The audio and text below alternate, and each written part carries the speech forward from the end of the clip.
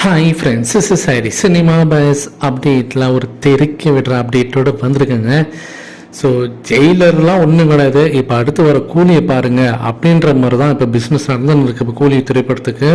So ஒரு மேசிவான ஒரு success அப்படி தான் சொல்லணும். ஏன்னா இப்போ ஸ்டார்டிங்லேயே பார்த்தீங்கன்னா அவங்களுக்கு வந்து ஒரு பெரிய ஒரு பம்பர் ஆஃபர் மாதிரி தான் அடிச்சிருக்கு அப்படின்னு சொல்லலாம். ஏன்னா ஓவர்சீஸ் டீல் வந்து அக்ரிமெண்ட் பண்ண போகிறாங்க.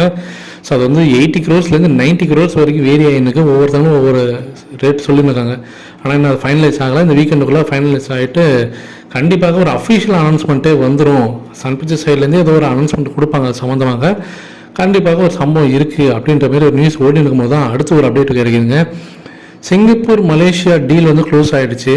அது வந்து 30 கோடி ரூபா ப்ளஸ் பார்த்தினாக்கா அவங்க வந்து டீல் வந்து க்ளோஸ் பண்ணியிருக்காங்க சிங்கப்பூர் மலேசியாவை சேர்த்து. இது வந்து நம்ம தமிழ் சினிமாவில் டிஸ்ட்ரிபியூஷனில் பார்த்தினாக்கா ஒரு பெரிய மேசிவான ஒரு சாதனை அப்படின்ற மாதிரி தகவல் வந்து எனக்கு இது ஒன்று.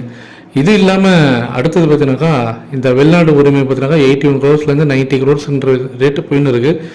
அதுவும் ஒரு மேசிவான ஒரு நம்பர்ஸ் அப்படி தான் சொல்லலாம். இது வரைக்கும் நம்ம தமிழ் சினிமா வரலாற்றிலே இந்த அளவுக்கு யாருக்குமே கிடைக்காத ஒரு பெரிய சாதனை.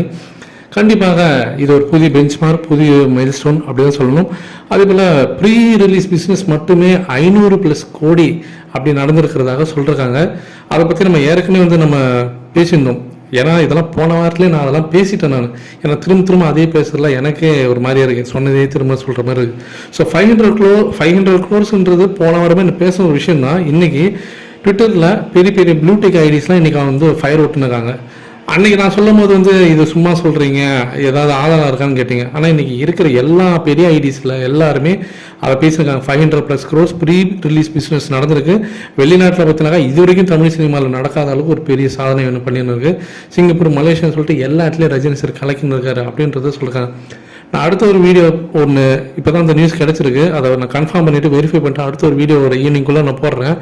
அது இன்னும் உங்களுக்கு பயங்கரமான ஒரு விஷயமா இருக்கும். 500+ கோடி ப்ரீ ரிலீஸ் பிஸ்னஸ் அடித்ததே நீங்கள் ஷாக்கிங்காக பார்க்குறீங்கன்னா அடுத்த ஒரு வீடியோ இன்னும் பயங்கரமான ஒரு அப்டேட் உங்களுக்காக காத்துன்னு இருக்குது ஃப்ரெண்ட்ஸ்.